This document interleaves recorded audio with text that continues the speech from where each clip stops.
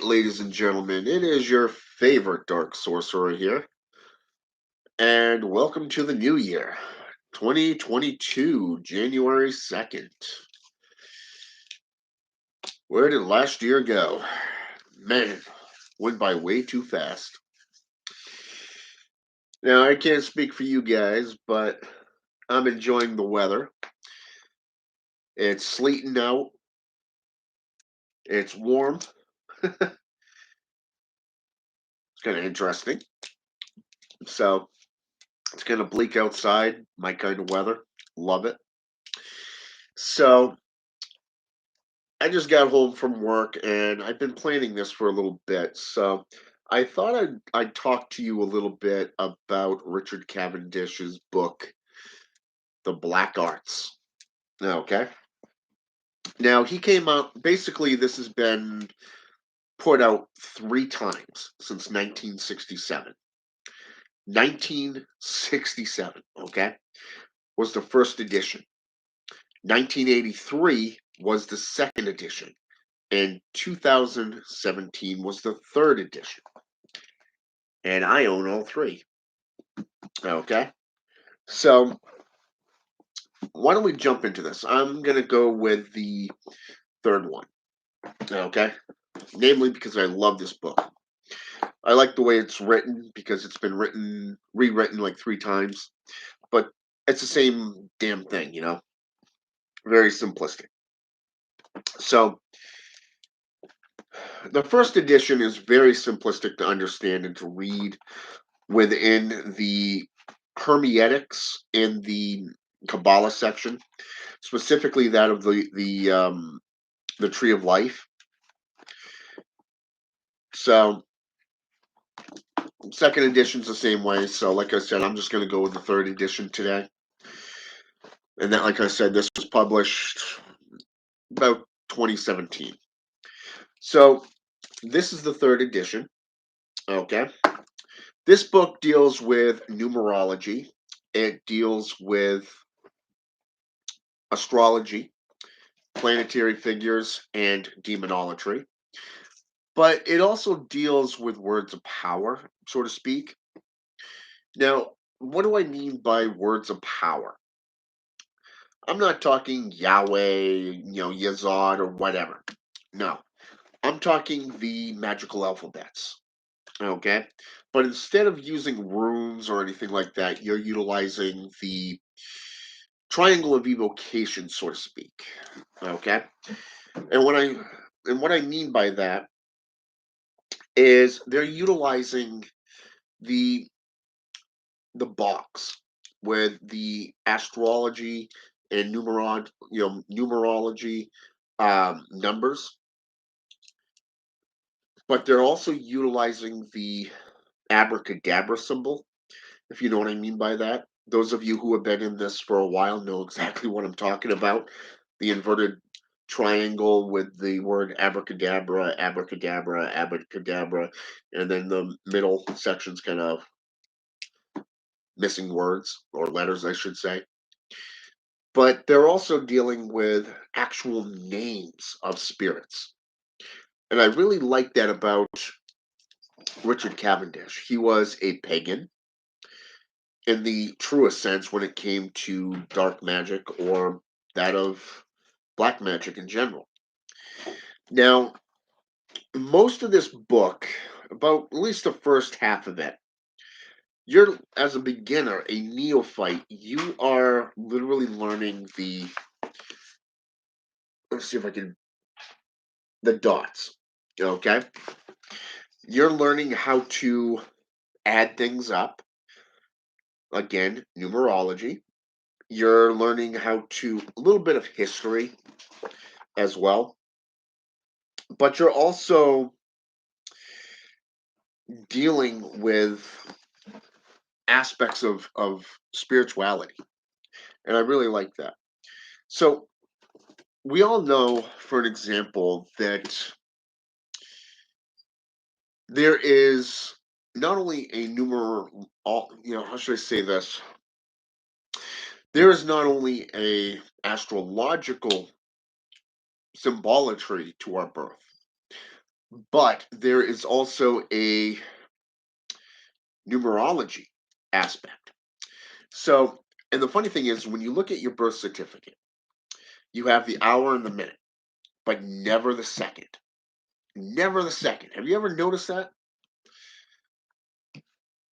But let's talk the wheel. The wheel of the world. How do you know underneath your zodiac symbol what kind of personality you have? You know, what kind of car should you buy? What types of things are you interested in? What's your totem, your spiritual, animal? This is what I'm talking about. How can you determine through numerology? Those of you who love math, okay? I sucked at math throughout school, but yet I can remember phone numbers like it was nothing. Hilarious. It's kind of like, how does that work, But my very first book, like I said, was this one here. So it was kind of interesting because of the fact when I started reading this back when I was around 11 years old, getting into witchcraft and black magic, Satanism, and other forms of pagan and Wiccan traditions, it was kind of interesting through a witchcraft persona. When I started learning how to do setting up the boxes through hermeatics, doing the names, but instead of doing the names, you're dealing with the spirit of the planet, you're dealing with the entity of that planet, and you're dealing with the symbol for the planet. Okay, all in one setting. So it's kind of like a phone number. Okay, but it doesn't just stop there. You could add in spirits, like say the goetic spirits. You can add in yourself. Let's say, for example, a spirit gives you a name. Okay, let's say, for example, you petition a spirit for a magical or a practitioner, a practitioner's name for you to use. I'm often asked, how do I know who my patron is? Well, have you asked them to reveal themselves to you? How do you know what your creator, who your creator is? Petition them to come forth and reveal themselves to you. And once that is done, you can go into numerology. You can go into the alphabets. Now, one of the things I did when I first began this was, years ago, was I actually did the alphabet. The English alphabet, A to Z, all the way from A to Z, and then I added the numbers right underneath them, just to, from A to Z. And it was interesting because there's 26 numbers to the alphabet. Very interesting. So then you can take that box, you can write the name, or you can do the number. You can set it up so that you can find out who your legion is, your legionnaire is, or you can find out who your creator is, who your patron is. It is very interesting to see just how that comes about. For an example, my creator was Abaddon. My patron was Astaroth. I give Astaroth honor because I marked my flesh with Astaroth's seal. This is something that is very, very interesting. And what's even more interesting about this is that as you advance through your practices, through what's in this book, you can also go, like I said, the world, wheel, okay, the wheel of the world. Even the clepothic tree of life, okay, or death, depending if you're going from verted to inverted, okay. And what's interesting about this is the fact that if we take, for an example, Anton Szandor LaVey's the witches, the witches book, for example, the Satanic Witch, which deals with the clock symbolatry. 12 o'clock dominate, a domination type persona. 6 o'clock, a subversive. Then you have 9 o'clock and 3 o'clock on top of that. Each segment of that clock has a different personality, okay, a different trait about somebody. And it's very interesting to see how that plays out. Now, at the time, you got to remember that the Satanic Warlock had not been written by Robert Johnson.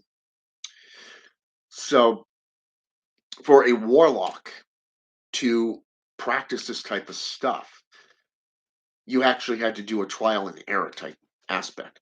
So, I looked at it from the clock persona because in my opinion, it did not matter if you were male or female. And of course, with pagans and Wiccans, guess what? A witch is a witch, both male and female. So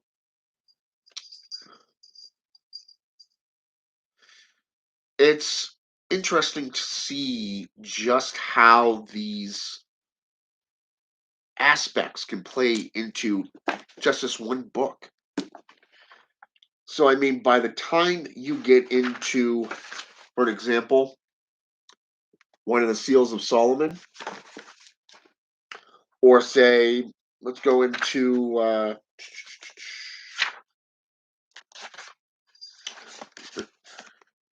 for an example, like I told you, the Abracadabra, or how about the magical squares?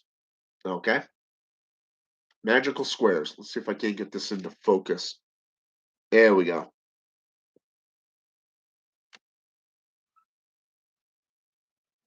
All right. But you can also go into the foundation of alchemy.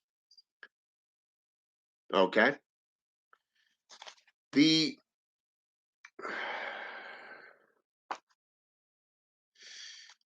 the alchemy aspect is very interesting too because you can get into herbalism, you can get into the creation of things.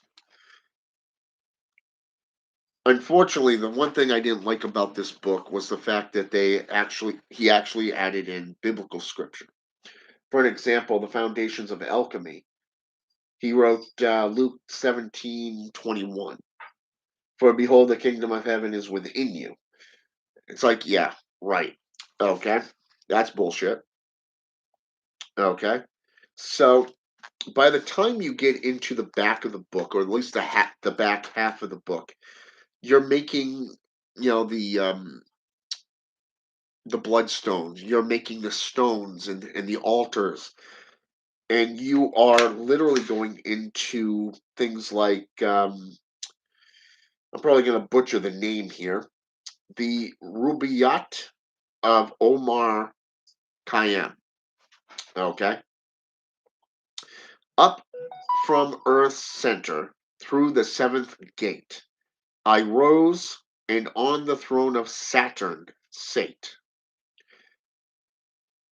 and many a knot unraveled by the road, but not the master knot of human fate.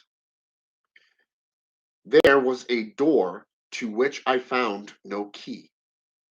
There was a veil through which I might not see. Some little talk a while of me and thee. There was and then and no more of thee and me. Okay? If you like poetry, I do. I mean, poetry is very good depending on who it is. If you're, there's a lot that you can do with poetry, especially within the occult arts. But this entire chapter really breaks down the red elixir, the red tincture, and a lot of other things.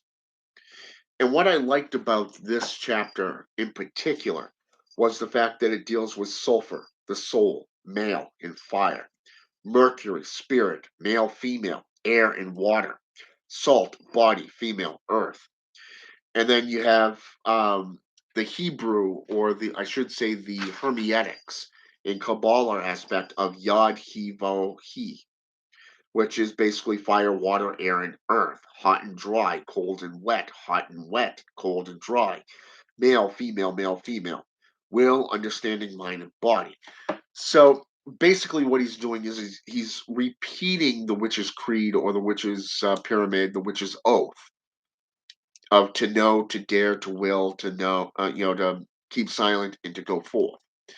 So there is a lot of things that you can actually do with that. And ironically, the ones that I just named off, it's, in my opinion, it's one and the same, because it really is.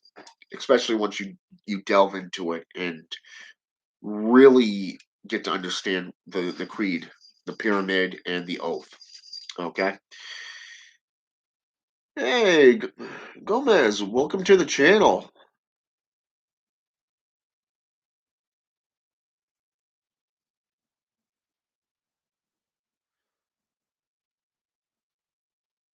Ah, yes, I like that book as well. It's unbiased. It's pure. It speaks to, how should I say this? It speaks to experience, but it dubs it down with none of that bullshit that most of the authors today do. Really like Paul Huzon's books. You know, I recommend to you also, if you want to read something on witchcraft and occultism, check out the Warlocks book by Paul. What's his name? Peter Haney. If you can get your hands on that one, it's right now. It's one of those rare books. You'll probably be paying a pretty penny for it, because I paid close to $60 for my copy, and it was a hardcover. But I also got it from a third party seller too, so that was pretty cool. If you go underneath eBay or Amazon, you could probably get it for probably about 1 or 200 bucks. If you're lucky, you may be able to get it cheaper, especially if it's pre-owned. So, but I do recommend that book. He actually comes from a hereditary family lineage in Scotland that dates back to, if I remember correctly, it was the 16th or 17th century. His ancestor was burned at the stake in Scotland. So, thought that was pretty cool. And he gives a lot of rituals as well, but they're also Hermetics and Kabbalah type rituals. So keep that in mind. All right. So, anyways, but like I said, it also goes into demonolatry near the end, dealing with the, how should I say this, the Zodiacs, the time of the year. I'm going to show you that as well. See what I mean? This is one of the reasons I love this book, and I still do. It's why I went out and I bought the other two copies as well. So, and like I said earlier, there's a lot that you can do with it, as you can notice. Now, personally, when I look at this, I think of Constantinos, the equal armed cross. And the reason for that is because of the fact that it's so simplistic. That view is so simplistic because you have good and evil, light and dark. In the center, you have the four soul types. Okay. But outside of that, when you make the circles and you keep going, expanding on it, you can add in so much, not just the month and the zodiacs, but the equinoxes and the solstices, your birthday, your family lineage, if you have one. And especially if you're a hereditary witch or warlock, okay? There's just so much that you can do with that equal armed cross symbolatry that Constantinos did. And I'll do a video on that so you can actually understand that at a later date. But the book that I would recommend, if that's the one you want to go with, is called Nocturnal Witchcraft. He talks about the equal armed cross in chapter 1. Okay? You could probably get it in PDF format if you have Scribd. So, but yeah, so anyways, triplicities, the signs. Fire, Aries, Leo, Sagittarius, Earth, Taurus, Virgo, Capricorn, and so forth. And he goes right down through the elements. So he teaches you how to create the wheel. He teaches you how to use the sundial as well. And I think Richard Cavendish is probably still the primary go-to when it comes to this type of stuff, especially for those of you who are getting into the black arts, dark magics, demonolatry, astrology, numerology, and stuff like that. Mundane astrology. I mean, he even calls forth some of the greats like Aleister Crowley. Magic in theory and practice. Nearly all professional astrologers are ignorant of their own subject, as of all others. Love that. Aleister Crowley can whoop somebody's ass in biblical scholarship in ways that, let's just say, Christians don't understand, but it's hilarious, especially if you get into his works. So, I mean, anyway, so he even takes it into, how should I say this, a lot further, and he deals with the zodiacs and what part of the body or the anatomy that they represent. For an example, Aries, the head; Taurus, the neck; Gemini, shoulders, arms, and lungs; Cancer, the stomach; Leo, heart and back; Virgo, the intestines; Libra, kidneys and buttocks. Scorpio, you know where that's going. Knees for Capricorn; Aquarius, ankles; and Pisces, feet. So I mean, there's a lot of things that these books have. And one of the things I found that was really interesting is for those of you who have ever read the books of Moses, specifically that of the sixth, seventh, eighth books of Moses, you'll notice the original seven crown princes. Okay, which I thought was kind of interesting. But he also goes into I guess you'd call them the archdemons, really, like Bethor, Och, Haggith, and a few and the others. So I mean, it's a very good book. It even goes into ritual magic, which I thought was kind of cool. And like I said, Solomantic aspects, Hermetics. I find that a lot of occultists today seem to lean at some point in their career to Hermetics. I don't know why that is. It's just the way it goes, I guess. But yeah, I recommend these books to you. That's my opinion. Especially if you're a newbie and you want to get into this, even if you're an adept, or let's say, for example, you have a decade or two underneath your belt. I even turned to it and I've had 3 decades underneath my belt. Okay, 32 years. And I still turn to this book. Why? Because it's always good to refresh your memory. Okay, especially when you're dealing with, say, magical squares. Okay, my current path, it's led me to back into the magical square aspects, and I haven't done this in like, it's been like 20 years. So since the last time I did magical squares, so I've had to get back into it, and now I have to sit there and reread it and get reacquainted with it. So one of the things I enjoy doing is getting back into the fold, going back to basics every so often. It not only gives you greater insight, but it also refreshes your memory on how to do something. These books here, for an example, these are like 10, maybe $16 max. It depends on where you get them. But yeah, so I do recommend them. And like I said, I also recommend Peter Hanning's works, Paul Huzon's. I love Paul Huzon's work. I'm actually friends with him on Facebook. So he does have a lot of gnosis to teach you, especially is Mastering Witchcraft and The Devil's Notebook. Love that book. Deals with the tarot cards, but it also deals with divination. Love divination. So, you're welcome, Gomez. And looks like Death retracted all his messages yet again. It's all good. So, that's my book review on Richard Cavendish, his book, all three editions of the Black Arts. Hope you go out and get them. Hope you learn something from them, and I hope this book intrigues you because I do recommend it.